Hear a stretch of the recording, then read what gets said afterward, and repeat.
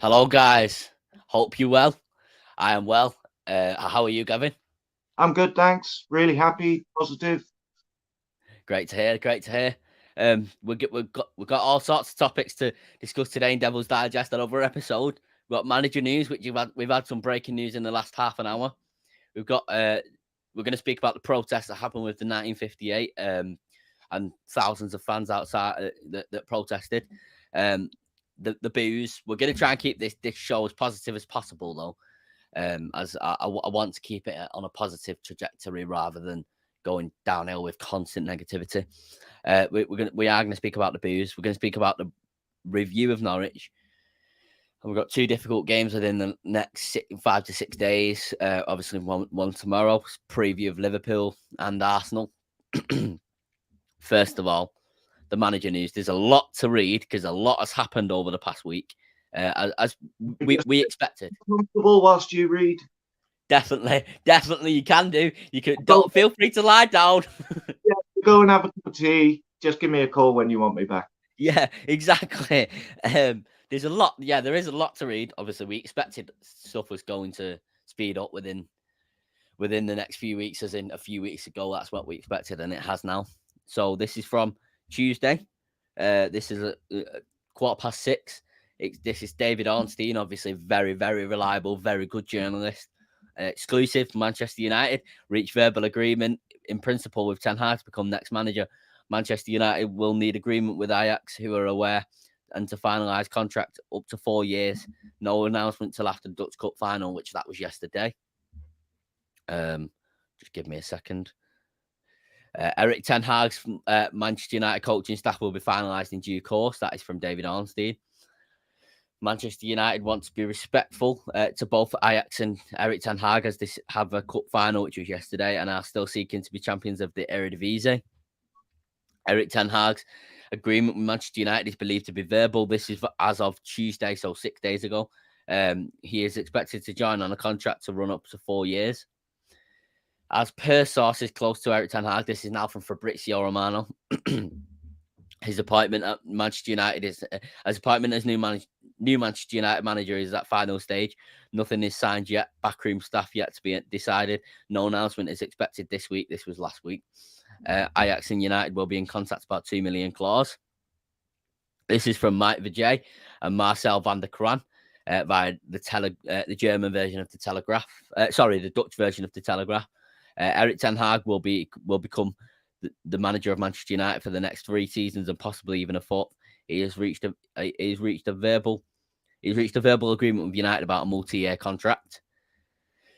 This is Tuesday night at 8:00. So obviously there's a storm happening on the timeline at this point. It's all going off. Everyone's excited, which we love to see. Everyone's positive.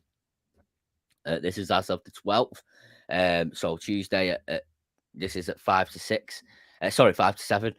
Erik Ten Hag is now described as satisfied by Manchester United plan to make important decisions together with him. That's why I wanted an important long-term contract. Those important decisions have been revealed over the past day or two, including half an hour ago. We will speak about backroom staff. Backroom staff and buyout clause, €2 million payment to be discussed soon in order to complete the process. That is via Fabrizio Romano. Sources close to Ten Hag describe Erik as super happy with Manchester United proposal on many points, like the power in negotiations together with the board, and also happy with the long-term contract offer by United. Bear with me, I'm nearly finished. Robbie says hello. Hello, Robbie. I hope you're well. I know there's not many people in here right now, but we'll keep going. We keep the show going. Manchester United. This is via Sammy Mockbell, which is also a very good journalist. I'll tweet it out whilst you're having a read. Cheers for that. I appreciate that. I think your account's more alive than mine is currently anyway. Manchester United have made a formal offer to Erik Ten Hag on Tuesday morning and have now reached an agreement in principle with him. United executives are hopeful they can iron out the final touches with Ajax, with their Ajax counterparts by the end of the week. This was last Tuesday, bear in mind. This is via Telegraph Ducker. An announcement is planned for next week, as in this week, because this was last week. Following the Dutch Cup final on Sunday, the deal will have the option weighted in Manchester United's favour for a 4th year. All that appears to be missing is the final signatures, but they are clearly believed to be a formality. This is when is this? This is Wednesday morning, so it was going on. The news started at around 6 o'clock in the evening UK time on Tuesday night, and it's gone all the way up to Wednesday morning at 2 a.m. Fabrizio Romano tweeted, Manchester United are prepared to hold direct talks with Ajax to complete the appointment of ERIK ten Hag as new manager. The relationship is excellent. 2 million clause is not going to be an issue. Ajax board knows Ten Hag has already accepted Manchester United contract conditions. Right, I've got another input. I've got an important point. No news, but an important point to make that someone else has made with that they've heard from sources close to Ten Hag. Heard Ten Hag comes from a very wealthy / successful family. Doesn't need the money. Motivation is getting Manchester United back to where they belong. And the breaking news in the last 40 minutes at this point, ERIK ten Hag to Manchester United. Here we go. Agreement on contract now set to be completed. Mitchell van der Gag, who is, in my opinion, in my personal opinion, he's ERIK ten Hag's twin because they look scarily similar. Priority candidate for coaching staff. Ajax and Man United in contact to discuss €2 million clause. Announcement time and depends on this, not today / tomorrow. Right. There's a lot to get through there, obviously. A lot of it is the same news, but a lot of it is finalising it. First of all, how happy are you? Over the moon, mate. I mean, it's the news that everybody knew, but having it sort of actually put out there that it's official, we can all sort of now put everything, all of the ifs, buts, and maybes behind us, and we can start focusing on patience. Obviously, we'll get to the end of the season. We'll talk about that in a bit. But I want clear heads from the fan base. I want something where we're not going to be so divided. I want us to be united behind this manager, give him the time he needs. Oh, yeah. He's got an ethos and a philosophy that it's exciting. It's something which I think our team needs. And, you know, you look at the implementation that he's had on the likes of Ajax, the way that he not only coaches the team, but off the pitch, the training ground, he is a complete manager. And we've had different aspects of managers since Sir Alex. We haven't really had a complete manager like this since Sir Alex retired. So I think patience, as I say, is key. I think for just allowing, you know, the problems that we got at United are not going to be fixed in one season. This is going to be a thing which is going to take 18 months, maybe even 2 years to even just fix the player situation with the players trying to get to a team that is the team that he wants. Once we've sort of got that, I think we'll then start to see his philosophy take hold, and hopefully we can get back to being the great club that we're supposed to be. Yeah. I completely agree. For me, I'm very happy about it. I really, really want the whole fan base to back him. But what's most important is the news that I'm about to read out. This is from the last 35 minutes. This came out 35 minutes ago via Fabrizio Romano and Jamie Jackson by the Telegraph. ERIK ten Hag has been granted a key demand to be allowed the final decision on transfers together with Manchester United executives due to his determination that the mistakes in the market should not be repeated. Sean Burrow says, afternoon, lads. Afternoon, Sean. I hope you're well. Thank you for tuning in. For me, the structure that we're trying to get in place, obviously the Glazers, I will never forgive them. I will always want them out, no matter what. The structure that we have got in place, whether that's down to Ralph Rangnick, whether that's down to partly a small part down to Solskjaer because of who he brought in, Sorry, I've just read something. I do need to, Oh, and I'm going to interrupt myself. Derby County officially down. I've just seen really? this on Sky Sports News too. Yeah, Oh, the odds were stacked against Wayne Rooney. I mean, Against all odds, regardless, he's done very well. regardless of whether they're down or not, what he's done there, he should, I, he should be getting real commended for what Definitely, he achieved. definitely, definitely. It's unbelievable, unbelievable. Alan says, "Yo, hope you well, Alan." Right. For me, the structure that we've got in place is key to rebuilding, because we can't buy the likes of even Diogo Dalot, Harry Maguire, Wan-Bissaka. We can't wait until it's a year too late to buy Jadon Sancho. We can't buy the big names like Di Maria, like even Falcao on loan. Zlatan Ibrahimovic, whether that was a success or not, even Paul Pogba, which we will get into Paul Pogba, and this isn't any abuse. It's just we have to do exactly what Ten Hag wants and not on a commercial aspect, because the right profiles for the team to work hard. Because what we have seen over the past, what we have seen this season, in my opinion, is a complete and utter build up from the last 5 to 6 years of how badly the club's been run. You've got players unhappy with contracts. You've got players on too high wages, so you can't get rid of them. You've got players that don't work hard for the team, who just are quite overprivileged. You've got average players. You've got players who just don't want to be here in general and are still here. You've got players asking to leave. You've got players who don't even respect the fans. You've got fans who aren't happy with who the captain is.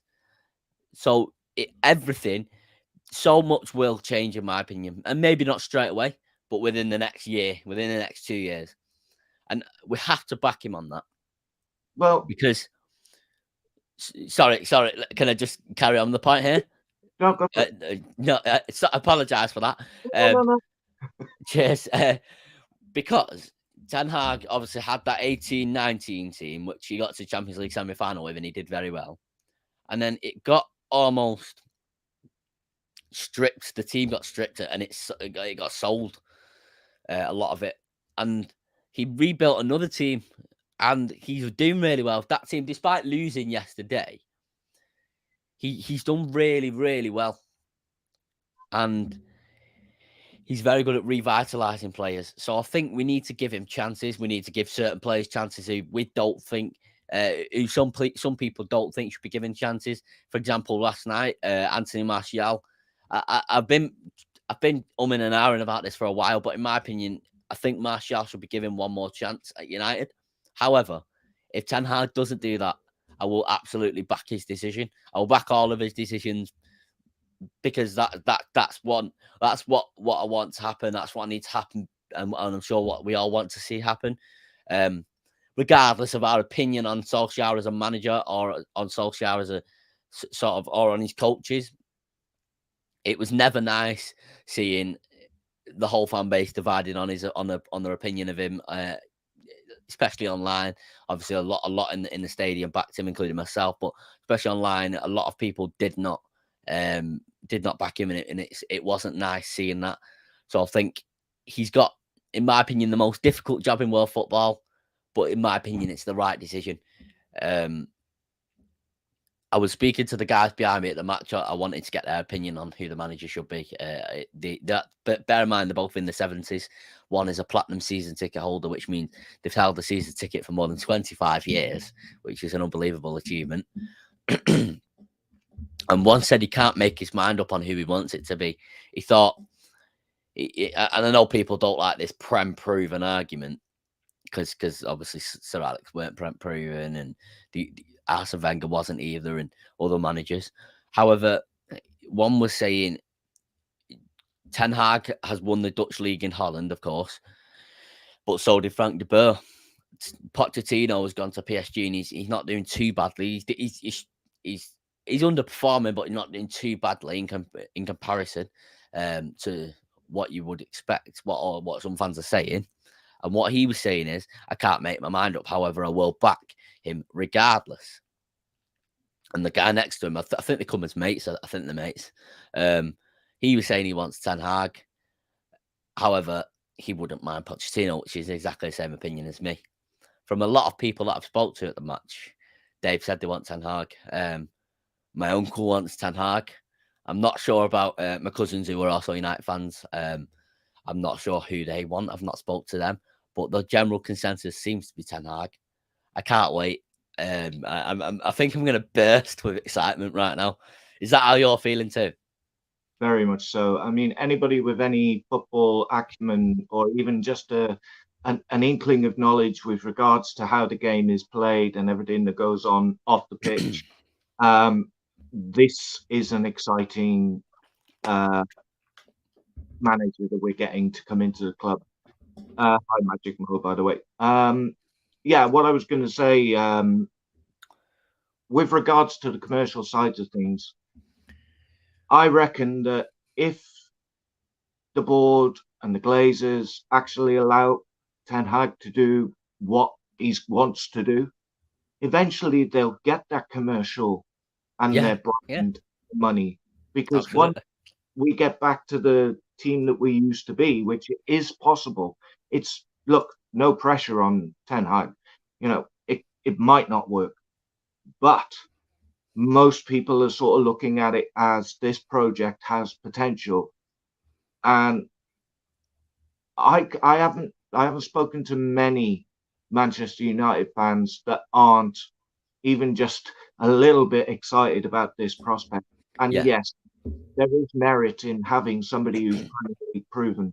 But if you look at the big managers that have come into the Premier League and done well, a lot of them weren't Premier League proven. Look at Pep, look at Klopp.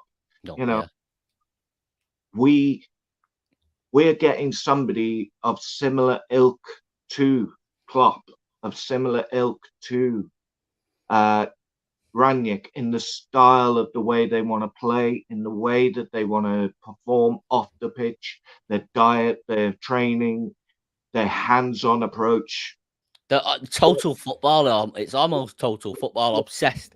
And that's what Sir Alex was like. Sir Alex has spoken about it himself. He would go and read books. He's studied football, and he constantly studied football. He was successful for 26 years, and obviously to be successful for that long, it means keep changing, keep adapting, keep studying.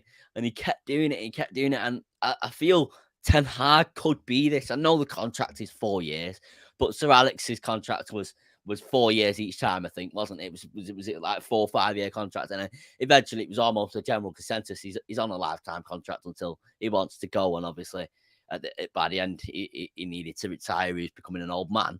But for me, that's what's exciting about Ten Hag. We could go on an upward trajectory and be successful for 10, 20 years. I was speaking about this to my uncle last week, and I'm sure you feel exactly the same. I think you may have mentioned it on a stream as well. I personally grew up in a time, mostly when I was growing up anyway, obviously 10 years ago was the last time we won the league, and at that point it was 9. But when I was growing up as a child, Man United was successful, and it was amazing to see. I remember being at the parade, the last Premier League parade that we were at, and you couldn't move in town in Manchester. I don't want, I know I'm only 19, but when I do have children eventually, I don't want them to witness Man United in the current state that it is. And I believe Erik Ten Hag can change that current state. And I believe he can still be here. And I can say to my children, and obviously your children are witnessing it now, we've witnessed Man United in one of the worst states it's ever been in. I won't say the worst state, because obviously with a massive tragedy happened. One of the worst states it's ever been in, and we all fought to get this manager. We all really wanted this manager, and he rebuilt it. And this is what's so exciting for me. He can build a legacy. I'm not looking to the next 2 years. Obviously, the next 2 years are important, but I'm looking to the next 10 years, 20 years, the bigger picture for what this could mean. and the bigger picture for what this protest, which we will speak about, could mean as well. Which, in my opinion, we're heading towards something huge. And this isn't information. This is just a pure guess. And I'm probably completely wrong, but we will speak about the protest in a second. Man United CR7 says, when do you expect an official announcement on Erik Ten Hag? Fabrizio Romano said it won't be today or tomorrow, due to the contract. I put a tweet out basically saying I'm surprised if they don't do it after we lose to Liverpool. So Yeah, you wouldn't be surprised, would you? Kicking into gear tomorrow. Yeah, you wouldn't be surprised. No. Erik Ten Hag, Erik Ten Hag. Hey, Ibrahim says, I followed Ten Hag since Nuno got sacked at Spurs. United honestly have a massive manager now. It's insane. I can't believe it. I think I'm going to burst of excitement. Yeah. Right. Onto the protest. And to anyone watching this, I made a decision personally not to attend the protest due to a personal reason, which I'll share that personal reason right now. My anxiety levels recently, like as people know, do suffer with anxiety, and my anxiety levels recently are basically an all-time high. I've spoken about this to family as well over the past few weeks. I'll just describe the feeling just so people know I'm absolutely not lying. It's like I get this like when I'll breathe now and I can breathe normally, but sometimes I can't. I struggle to breathe normally. And I, at first I thought it's a problem with my breathing, and it's not. It seems to be anxiety. It seems constant anxiety, constant. I've suffered with anxiety before. I've suffered with it for a long time, but it's at quite high now. I'm waiting for an appointment, and I will speak to the doctor about this as well. But that is the reason why I chose not to attend the protest. I did get one picture, which let me make sure if I still got it. Let me just make sure I haven't still got it. I think I might have tweeted it on my private account, but it'll take too long to find. Did get one picture. I was stood right back as my uncle was eating chips and as the protest was starting outside Old Trafford. Obviously, this specific protest didn't achieve what we wanted it to achieve, but it's the start. It's only the start, and I'm sure nobody expected this protest to get the Glazers out. For me, and I've seen there's a campaign running. I'm sure if you don't know, you've been living under a rock. But Elon Musk is now pretty much the biggest account on Twitter, and not in the sense of followers, but in the sense of interactions, in the sense of he is also the largest shareholder in Twitter, and he supports Manchester United. There's no doubt Elon Musk I've seen in his mentioned by Man United. I'm not doubting that at all. I think this is a start. I think obviously we can have occasional protests. We can have occasional planned protests. We get a game cancelled. Yeah, fair. Obviously, that's a year ago tomorrow the protest was, or a year ago today, is it? I think it was a year ago tomorrow. So we can have that. But one protest that's small, and then a bigger protest than that, and then a bigger protest than that, and then a bigger protest than that, along with campaigns as well. I feel that can help. At first, I was thinking about it. I was thinking, no, it didn't have an impact. This protest, but when it was inside Old Trafford, there was thousands, and I mean thousands, that were outside. At least up until the 17th minute, and then even then, there was a lot still not in the ground. Which I know it's Easter, and a lot of people go on holiday for Easter and things like that, and some people have just given up for the season. But the protest was the start. However, I'm just gonna put a little bit of a damper on it, because I witnessed one specific argument, which I'll speak about again in the next topic. I witnessed one argument at Old Trafford when I was sat there at Old Trafford, and the guy next to me told people to calm down. The argument was about singing "You're Not Fit to Wear the Shirt," which, in my opinion, I didn't do that, and I do disagree with the chants. However, I understand the chants. I understand why, and I personally feel some of them aren't fit to wear the shirt, but I won't chant that. But if our fan base, even inside Old Trafford, cannot agree on whether grass is green, how the fuck are we going to get the Glazers out of this club? How? And I apologise for swearing, But like, and I don't know whether this is going to annoy people or not, and I'm trying not to annoy people, but fully grown adults, arguing with each other. Like, it don't matter. None of this matters. We're chanting what we're chanting. I don't know if it came across on TV. The chant basically the whole game was "We love United, we hate Glazers," and stand up. If you hate Glazers, stand up. That was the whole game. Basically, that's what was being chanted. And there's still arguments, and it's like, come on, lads. Like, you're fully grown adults. Think about it logically, for God's sake, man. And I'm sorry to put a damper on it there, but I do think this protest was a positive for the bigger picture. What's your thoughts? I think if we're going to make an impact with regards to the Glazers, then we need to protest even if there's positivity. A lot of the time, there'll be protests. The Glazers will try and combat it, whether it's with rhetoric about fan share, whether it's about getting players in through the door that we were hoping we'd get and one that we didn't know we'd get but very excited about, whether it's getting the manager that the fans want. Yeah, great. You're putting in place the things that the fans want at the club, but we still don't want you. So regardless of what they're doing, we still need to be doing these protests. We haven't won the battle by getting Ten Hag. We haven't won the battle by appointing somebody who can do something about the players on the pitch and the ethos around the team and whatnot, because they're still owning the club. And we've seen before that they'll do something to quell this angst in the fan base and it'll settle down. And then they'll literally just switch back into their usual can't be bothered owners who are more interested in money.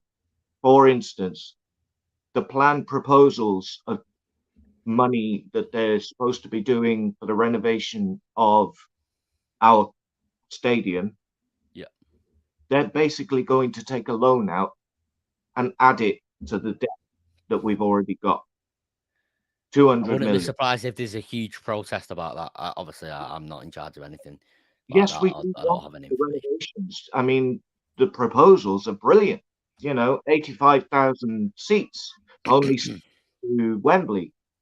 But they're doing it in a way that puts the club further back with regards to debt, So it's not like they're the type of owner that are funding it from either their own pocket or off of the revenue that the club makes.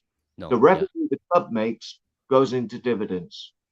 The renovation, even some of the transfers and things like that, it's almost like they don't really have to invest as much because everything is about net and gross and everything is about the debt and everything. We need to keep focus on trying to get these people out of our club. Yeah. If we could do like we did a not a penny more thing, where anybody that's on Twitter just keep atting Elon Musk. The person that organised that, though, I'm not going to say his name. You never know. Just look at what happened with Chelsea and how many consortiums were up for trying to buy the club. Yeah, I was speaking to. Funnily enough, when I came out of Old Trafford, there was there was an Irish lad who holds a season ticket at Man United. Obviously, supports us, but he lives in Liverpool, and he's saying, "I bloody come every week from Liverpool to watch this." He was saying, "My girlfriend supports Liverpool. I have to listen to her brag and cheer the Scousers on."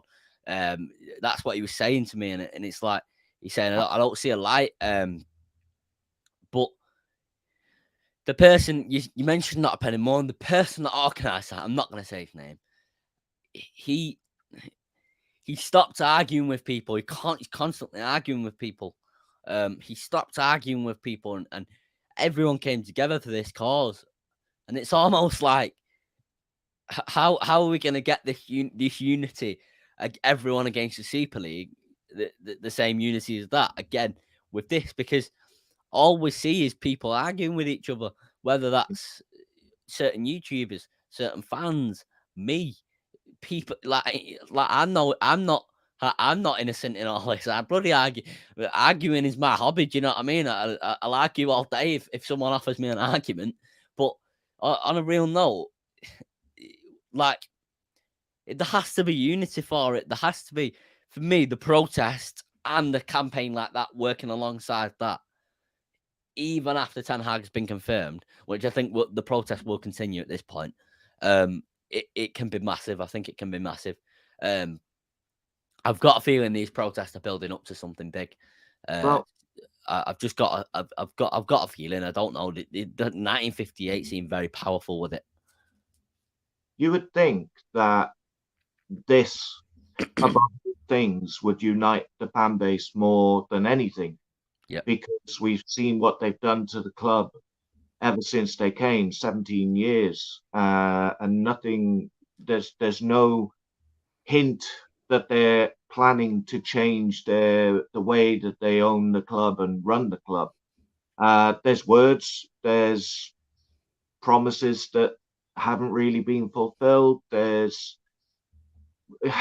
all talk. We don't seem to get anywhere with them. So, as divided as the fan base might be on certain player, whether it's a player they love or don't love, whether it's a manager they love or don't love, whether it's a playing style, whether it's whatever it is that causes division in the fan base, this is the one thing that should unite everyone, every single fan, every single young and old, season ticket holder, or somebody who lives around the other side of the world, whether they're a year only supporting United or whether they're 70 years supporting United. This should be the common theme. Definitely. We are against the Glazers. We do not want you at our club. And it is time to go. Claude said it. It's time to go. Yeah. And he was a legend as well. Oh, yeah, too right. But this has gone on far too long. Far too long. Definitely. It's like I've never like walking out of Old Trafford the other day, and I will speak about this several times again throughout this. I said to my uncle, I've never seen the club in such a state. I know we got the win. It was an amazing win with the Ronaldo free kick, which I'm taking all credit for that free kick, because I said if he doesn't score this one, he should never be on free kicks against. So I'm taking credit for that. I made that happen. But on a real note, I said I've never seen United in such a state. Like this is more toxic than the Mourinho days. This is more toxic than Solskjaer days back in October when we were losing 5-0. This is worse than that. This is a build-up of everything that's happened over the past, 16, 17 years now. But especially since Sir Alex has been gone. Like never once in my I've been going to Old Trafford since I was 2 years old. 2 years old. And I've had a season ticket since I was 9 years old. Never once have I heard Old Trafford throughout the Louis van Gaal, Moyes, Solskjaer, Mourinho, Carrick, Giggs, and Ranić. That's 7 managers. Throughout all of that, I've never once heard the Stretford End chant, "You're not fit to wear the shirt." I didn't participate in the chants myself, but I understand why people are chanting that. I understand the banners outside Carrington. I understand the boos. Whether people agree with them or not, it's regardless. But I don't think anyone can come out of this season with their head held high and say that was a great season. Even De Gea, even Ronaldo, even Bruno Fernandes, all of them players, Varane, every single one of them, not one of them can come out and say that was a good season, because it wasn't. It's been it's been a nightmare from start to finish, from the very start to the very end, it's been a nightmare. We've had some great moments. We can't forget the great moments. We've had some amazing ones. But it's the club. There's a lot of fixing to do. There's a lot, like they don't play as a team. We can sit here and talk about tactics and style of play and formation and everything else that goes along with that, and pressing style and whatever, and pressing from the front.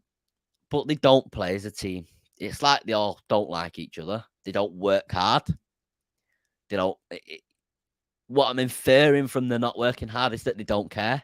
I can't prove that they don't care. I have absolutely no proof, no information of that, obviously. But that's what I'm looking at. That is what I'm looking at Old Trafford. We were 2-0 up against bottom of the league, and we thought, I literally said, is this going to be a comfortable win for once? No. It's never simple with Man United. Is that your fault? Well, then. Yeah, that is my fault. I'm taking credit for the jinx as well. It's never comfortable. There's defensive errors all over the shop. It's like, just come on, lads. Just like work harder, run. Do you know what I mean? I know players like people don't rate players like McTominay. Like even some people don't rate Elanga, which I think he's young in terms of experience. He's young in terms of experience as a footballer in the first team. So I think people should be giving him more chance. But people don't rate these players, McTominay, Elanga, Delo, even to an example. And even De Gea. And I personally, I'm not sure whether De Gea should be in the team next season or not. That's not my choice, obviously. But they try hard. At least they try hard. A lot of these players don't run. They don't do anything. It's like, run, work hard. A lot of us would die to play for Man United for 1 minute. A lot of us would do that. These lot get the privilege of doing it every week, and they've shown us time and time again this season, week in, week out, they won't work hard. I thought maybe there's going to be a change against Norwich because people really aren't happy with this team. There's what I would call a revolt against this squad now. There's almost people are disgusted at this point. This is worse than Liverpool 5-0. Obviously, that is our worst loss of the season. One of our worst losses in history. But at that point, you're thinking maybe this team can bounce back. Maybe. But we're now in April and nothing's changed. Solskjaer got sacked. Nothing's changed. Our club legend, like whether people think he's a good manager or not, our club legend got sacked. Michael Carrick's pragmatic Reds had 2 wins and 1 draw. That's a 0% loss rate.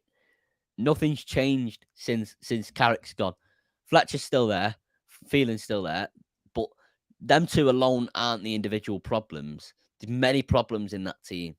Players aren't good enough. Players' contracts, they're on 2 big contracts. The wage structure is messed.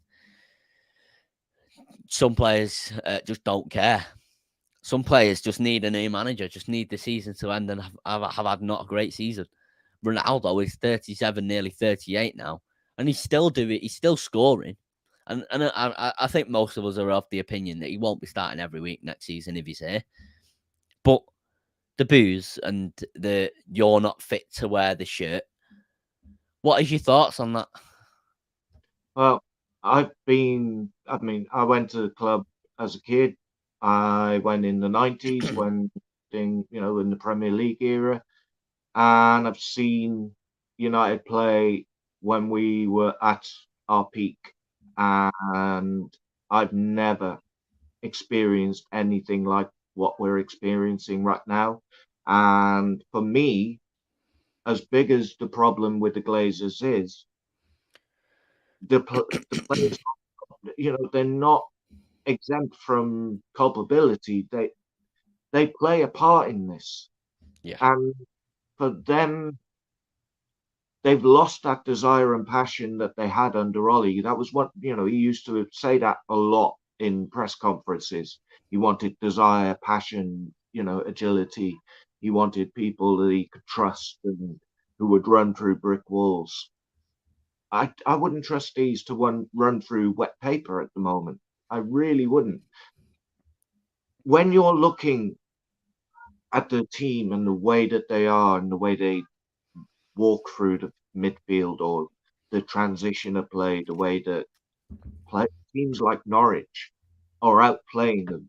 Match of the day are saying, why is it that we're now criticizing the winning team and praising the losing team?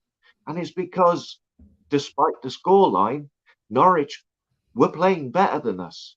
You can see that whatever it was that Dean Smith worked on in the week, Norwich implemented it. Just work hard. That is all it is. Like let's be honest, Norwich are not good. They're not better than us on paper. They're not. No, It's just work hard. If you outwork Man United, which is not very hard at this point, they'd only you've scored got a 8 goals. chance. Yeah, they'd only scored 8 goals away from home before they came to us. And yet, you know, we go there and we're thinking, the bottom of the league. Yeah, but they're bottom of the league with a point to prove. They're trying to fight for safety. And whilst it's mathematically possible, they're going, they're not going to just roll over. But a team with the likes of the players that we've got, we shouldn't have to be relying on the goalkeeper to pull us out of saves, which, a couple of times we could have quite easily drawn or lost that match. And a 37-year-old pulling off a hat trick, where's the rest of the team stepping up? Where are the players on that pitch? Jesse Lingard played all right, but you would think, because this is his first time playing for a long time, that he would have a point to prove. And it's almost like it's infectious. Like, it is infectious. I've spoken about this with my uncle. Like we can give an example of Lingard and Pogba and whoever else. I'm gonna give the example of Pogba, and this is not picking on Pogba. Like I absolutely, I'll get onto Pogba in a minute, but we don't know what conversations Pogba's having in the dressing room about his contract, about whether he should stay, about whether others should stay at this club, whether others should go, about whether others should come in. We don't know what conversations he's having, and when one person is unhappy, just let's take it back to a normal workplace or a normal household. If someone's not happy in your household, it rubs off on you. The atmosphere, it rubs off. It does. It absolutely does. I've experienced it millions of times at this point. It absolutely rubs off on you. And it's the same with United. We can see it. None of them are happy. None of them are enjoying it. But all we ask tomorrow, we play the Scousers. All we ask is that they are too tired to walk off that pitch. I want them crawling off that pitch tomorrow. I need you to bust a gut. This is a must-win game. If we win tomorrow, top 4 is on, regardless. Like it is. Somehow, we are still in the top 4 race, and I'll get into that as well. How? How? How? Oh, God. Fool me once, shame on you. Fool me 13 times, shame on me. You know what I mean? How many times am I going to keep saying top 4 is back on? How many times? But for next season, to try and keep it positive, what is your expectation for next season? I want to see some of the players out of the club that want to be out of the club. I want to see a different philosophy to the players that are being brought into the club. And then I expect a transition. I don't expect us to be pushing for any titles, but I want us to be in the conversation. I don't want it to just be a season where we just write it off. I want us to be there or thereabouts. And there's no reason, if we don't do sensible business, there's no reason why we can't do that. I think if we can get the likes of Lingard, Pogba, possibly Martial if he still wants to go, possibly Van der Beek if he still wants to go. Players like that, or players out of contract, out of the club, that's some of the toxicity gone, because there's players that are kept at the club that did want to go. Pogba wanted to go before COVID. Bailly wanted to go, Lingard wanted to go, Dean Henderson wanted to go. All of these players, let them go. Yeah. And there's all straight away some of the toxicity gone. We then need to, over the summer, implement something of a philosophy with the club. We need to get something in line where there is structure, that no cliques, we need a team. We don't need a team of groups where, absolutely, you've got the sort of South American. I also feel when we buy players, I'm going to take it back to 1999. Right, in this team now, what actual captains can you name? Let's say Ronaldo, for example. Leaders, actual captains and leaders. Ronaldo, possibly De Gea. Is that it? 1999. Schmeichel, Gary Neville, Phil Neville, Jaap Stam, Blomqvist, Solskjaer to an extent, to a small extent. Nicky Butt, definitely. Paul Scholes, definitely. Roy Keane, definitely. Andy Cole, definitely. Dwight York, definitely. There's 11 players. There's 11 players that all of them are leaders. All of them are captains. We need leaders. We need Teddy Sheringham, definitely. We need leaders. We absolutely, not one of them. It's like this team are looking for the teammates, the colleagues to pick them up and say, "Come on, mate, you need to." But none of them are leaders and have got leadership enough to do that. Gary Neville would, regardless of Gary Neville's ability or whatever, in my opinion, he was world class. Obviously, from what I've seen, I wish I'd have seen him in '99. With Gary Neville, he would grab someone by the bloody neck and say, "You need to work harder." Roy Keane, exactly the same. We need leaders, and Ten Hag is absolutely a bloody leader. We've seen how he's treated the press within the past few days alone. He's a leader. He protects his team, but he doesn't hide away from it. If that makes sense, he protects his team in a way which, in my opinion, is good. He doesn't let anything in the club and let anything out the club. Although with Man United, it's always going to be public. With known Ten Hag, he's basically coming for the last month now. Although we had them little fears about Pochettino. Ten Hag starts work on I think it's June the 1st. There's a hell of a job to be done. And right now I'm thinking, if I'm Ten Hag, where do I start? Where do I start? But for me, it's getting the whole squad together and saying, right, which one of you don't want to be here? Put your hand up. Their hands are up. Right, you're for sale. You're for sale. Get out. You're not welcome. Which one of you want to be here? Right, you can be squad players. Even you may not be in the starting 11 each week. You've got to prove your worth. There's too many players that have been in this starting 11 that haven't proved they're good enough week in, week out. McTominay, Maguire, De Gea, in my opinion. And that's just my opinion. He's been absolutely incredible shot stopping, but that's just my opinion personally of this season. The low, Tellez is. Let me not speak on Tellez. Rashford, Ronaldo, to a certain extent, within the past few months. Obviously, let's not include the other day because he was amazing. So I won't include Ronaldo. There's too many players that are getting away with it that are in the starting 11 or in the squad. They shouldn't be in the squad. Ten Hag needs to have the balls to drop these players. In my opinion, I wouldn't be surprised if we see a completely different squad to what it looked like last year, this year. And I can't wait. Yeah, definitely needs it. We can't have any prima donnas. It's not about player FC anymore. We can't have. We've had that for so long, and it's created a monster. We've got players who believe they are bigger than the club, and nobody should ever be bigger than the club. We're Manchester United. Bloody Roy Keane wasn't big enough for the big. Roy Keane, David Beckham, they both went in was it 2 years within each other, or was it the same year or something? And they both, in Sir Alex's opinion, disrespected the club and they were out the door. They were out the door.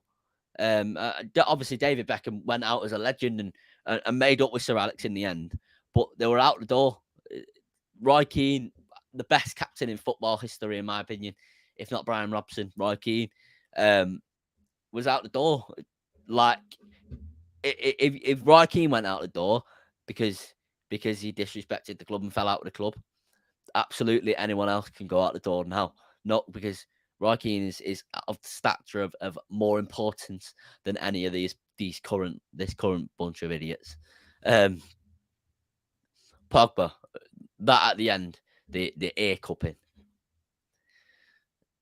That to me is ultimate disrespect. It's completely. I know he's received so much dislike and stuff like that, but when I don't know how it portrays on TV. It portrays the same to me on TV as it does on at Old Trafford during away games. But when you're at Old Trafford, you can visibly see he is not trying. He is on £360,000 per week, demanding a £500,000 per week deal. And he's a big brand. I understand he's a World Cup winner. I understand he's Mr. this, Mr. that, Mr. Adidas, Mr. this. But, mate, you're not Mr. Man United. You haven't got that. You're not that guy. Do you know what I mean? But no one is that guy to wake up us. Do you know what I mean? No one. You're not that guy. Like, it's Maguire fingering the ears all over again, isn't it? Yeah, it's like Maguire, the same thing. Like, you're not that guy, mate. Stop. You're not. You're bloody not performing. Fair enough. Do that when you're performing. Shut your haters up. Ronaldo does it time and time again. Each year after year, he's done it for the past 16 years. Yeah. But Pogba, he came on a record deal, by the way, £89 million record deal. He's had two different contracts at this club. One was an extension, and he's now on 360k per week. He's not played much, fair enough, due to injury. And I understand his mental health has been affected, and I hope he's okay, because I hope everyone's okay with the mental health, obviously. But what gives you the right to wake up the fans? People aren't just chanting at Pogba, because I had this thrown at me the other day on social media. People are just chanting at Pogba. They're picking on Pogba. Mate, I was there. I was at Old Trafford. Maguire's name was called out for the starting 11. He was booed. I pointed that out to my uncle. There was chants throughout the game, you're not fit to wear the shirt. That is to the 11 players on the pitch, not just Paul Pogba. But I can understand why fans are chanting fuck off Pogba when you're ear-cupping the fans, you're disrespecting the club, you're saying you want to leave, you're saying the season's dead, and then on social media, you're saying, we'll fight to the very end. No, you've just said the season's dead. Yeah. For me, there's no reason that he should be playing for this club again. If he does, I hope he does well. But what is your thoughts on that whole situation? Well, we haven't really got a choice but to play him at the moment. I mean, we're so threadbare in that midfield. Regardless of his form, we need somebody. I mean, yes, we got to take into account the fact that he is fasting at the moment. So that will have an impact on his ability to, run as much. But this isn't just happening now. This is something that's been happening for a long time before he started fasting. So it isn't sort of new. I did find it odd that he was sort of the main one that was booed as he was leaving the field. I find it even more odd that nobody is coming out in defense of him on social media, on media outlets, papers, press conferences. For me, with the argument with the media, I've spoken about on my private Twitter account. You've seen me speak about it. The English media absolutely treat people differently due to nationality and skin color. They absolutely do. Yeah, I am not blind to that. I'm definitely not. I've got a tweet. I sent a screenshot to someone the other day. I think the screenshot is now publicly on my main Twitter. I was tweeting about something not football related. However, you can apply it to football. The way the British media treated Meghan Markle. let's be honest, they bullied her out of this country. The way the British media are now treating immigration is disgusting. Let's be honest with that. And when I say the British media, it's mainly one person, and that's Rupert Murdoch. Let's be honest, he owns most of the newspapers in this country. He owns Sky, and he owns a lot of outlets as well, and he's got a lot of connections too. But with the fans, I don't like it when this argument of you being racist or you being prejudiced is thrown at fans. The media absolutely are, but not fans. The way he's treated the fans is why the fans are so angry with him. We critique playing ability. We critique performances. We don't critique gender. We don't critique nationality, religion. There are people that do. Don't get me wrong. Twitter is full. But the majority of a fan base, we're critiquing the football that we see. If a player is not performing, we're not criticizing where the person is from, what his nationality, belief structure, or anything is. We're critiquing his playing ability. Now, don't get me wrong. You would have expected our captain, who recently got booed, to come out in support of Pogba. So, fair enough, the media are going to do what the media does. Everybody is not blind to the fact of the influence, especially of our UK media and the way that, the way we are with people of color, people of mixed genders. It's just not even that, just anyone they don't like. Look at the way they treated Diana as well. Yeah, it's ingrained. But when you've got 75,000 or 70,000 fans in that stadium and the players are coming off the pitch and Paul Pogba gets booed, but then the likes of Harry Maguire, Telles, he had a terrible game. Why didn't he get booed? There were players on that pitch who were just as equally culpable as Pogba. For me, it's because I'm not giving excuses. I'm giving a counter argument to what these people would say. It's because for 6 years he's been here, and for 6 years for me, it feels like since he's walked through the door. I had this conversation with you a few months ago as well. All we've heard is, I want to leave. I'm flirting with other clubs. Timing from his agent, which he employs his agent. His brother disrespecting the club. Him constantly disrespecting the club. Him disrespecting Mourinho when he was in charge. When Mourinho got sacked, was very disrespectful. Whether people wanted Mourinho sacked or not, for me, it was very disrespectful. I saw that. I remember the day that I saw the tweet from Pogba. I was in a hotel room in Paris just before I went to the PSG game, and I remember, and it was not great at all. So for 6 years, he's one of our longest serving players currently that are at the club. For 6 years, he's disrespected the club, and obviously, like we hear basically every week at this point, Paul Pogba may or may not stay. Paul Pogba is still undecided on his contract, and there's a reason this is coming out. There's no coincidence. This keeps coming out every single week. And I said to you a few months ago, I said, I'm just numb to this at this point. I think we're all not numb to the team is divided talk, but at this point with the Pogba talk, we're all numb to it. I will get into the comments though. KG says Ten Hag, Ten Hag. Almost all of the fullbacks have been poor. I think we need new fullbacks. I don't think they're our main priority though, but I do think we need new fullbacks. Pogba needs to leave 100%. Not the performance the other day, it's the drama, it's the inconsistencies in his performance for years, his agent, his brother, and the money is on as well. The thing is, it's only a couple of months ago that Lingard is tweeting out him in a West Ham shirt. He flirted with wanting to leave. He hasn't exactly been professional in his time since. And yet because he's an academy graduate, well, so was Pogba. Maybe not. I think people are of the opinion now that Lingard's going anyway.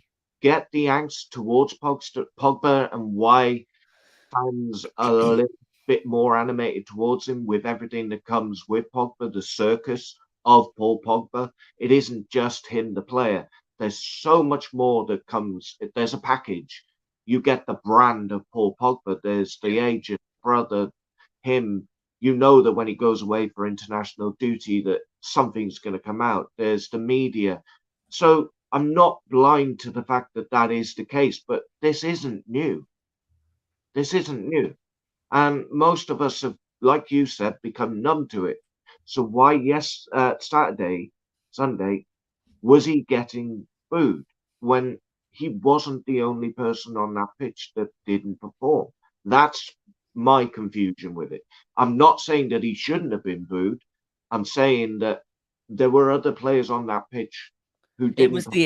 the ear cupping for me though. It was Yeah, almost it's the it was Rooney situation though, where he was like, "Oh, booing the England fans booing." that was England though. Like, and No, then but I'm yeah, a lot of people. I know a lot of United fans that are like a lot of our fans sort of because of certain England situations like the Beckham situation and the Rooney situation, are very disconnected with England, and I'm not one of them. I'm very much into the England squad. However, doing that to the club you're supposed to pay that pays you week in week out, and you're supposed to play for week in week out, is almost saying fuck you to the fans, to the club. Like for me, that's the final straw. He it's can't go- stay. it's goading, it's baiting the fans. Yeah, It's almost, oh, you are, yeah. but how can you possibly do that when you were involved in a 5-0 loss to our biggest rivals? You've been involved in some embarrassing performances this season, in some embarrassing team performances as well. And I know we've got Maguire who did it with England. And let's be honest, he's getting abused day in, day out at this point. And I'm not condoning that at all. I'm not condoning the Pogba abuse. I didn't even abuse Pogba myself. I just understand why people are. For me, I just need him to go. I'm just tired of it at this point. I'm tired of the constant drama. There's always something new coming out. There's always something, and it's like I don't need to see this. I would rather quiet players, which we don't have many of them. Quiet leaders, if that makes sense.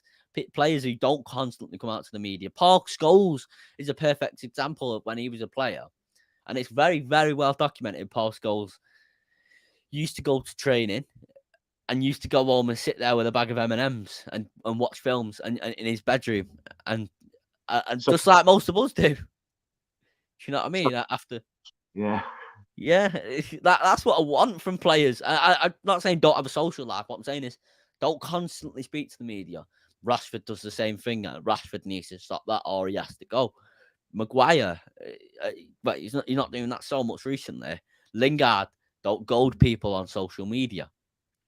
I remember the Rashford and Lingard beans thing that annoyed me at the time. I look back on it now as a joke, but it annoyed me at the time. It's like we're winless in 6 games towards the end of the season, and you release that.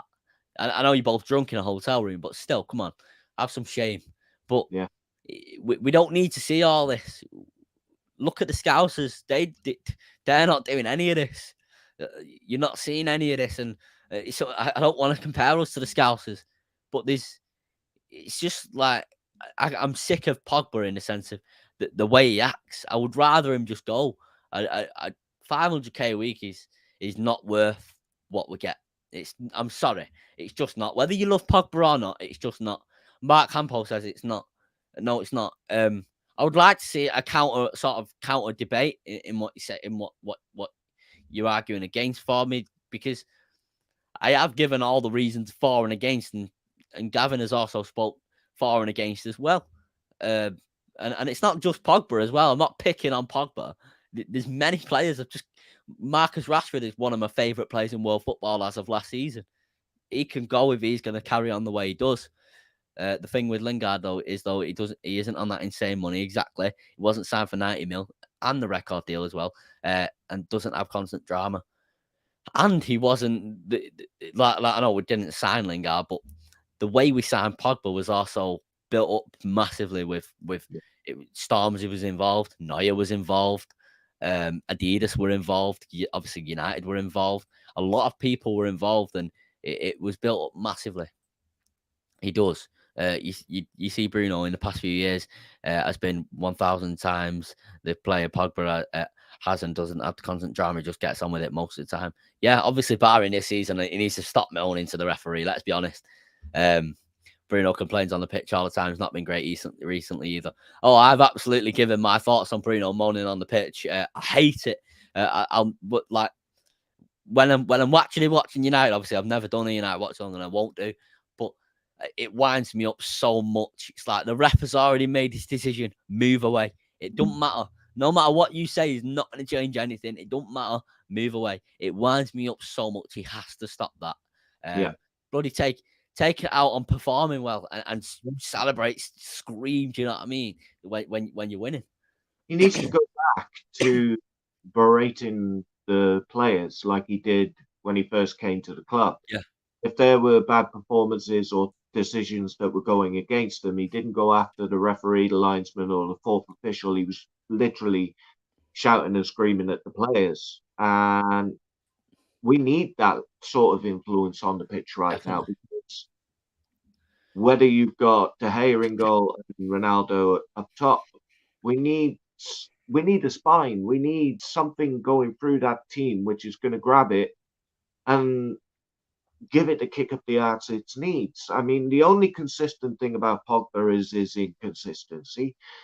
The team as a whole are just, they're not even running on fumes, they're walking. It's like they're basically just gone, that's it, the season's done, we're not going to get top four, what's the point? And all us fans are going, they're dropping points, they're dropping points, they're dropping points. We got two we're things. so lucky to be in a position we are.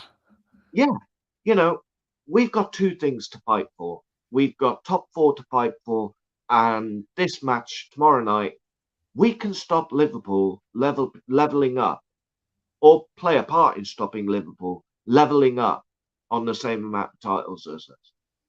We just need those players to have that same desire that us fans have got, the same love for the club.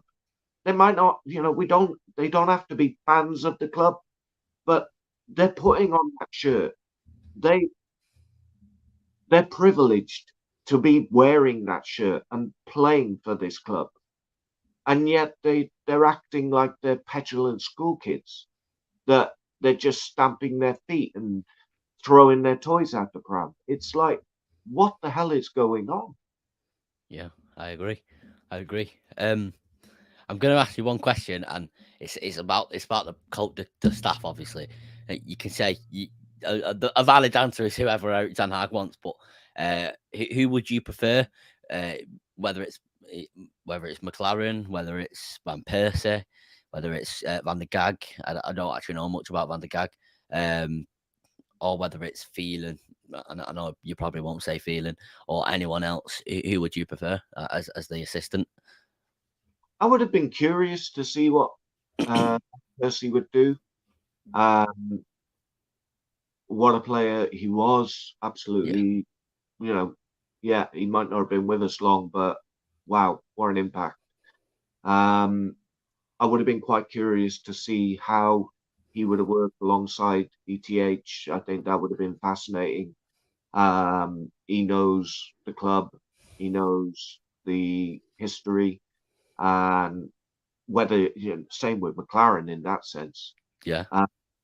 And I think there is still an outside possibility that he could still come in. If we got, is it Van der Gag or Van der Gag? I really don't know. I'm not sure how to pronounce it either.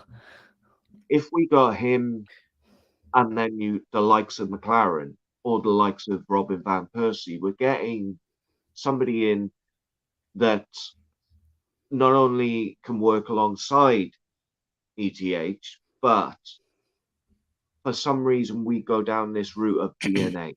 goes down this route of we want somebody involved with the management or the coaching that knows the club, that knows the history.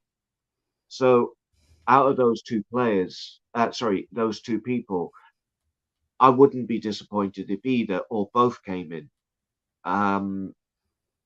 But like you said, it has to be what ERIK wants. It's got Yeah. to be. Yeah, Has to be. definitely. Definitely, I agree.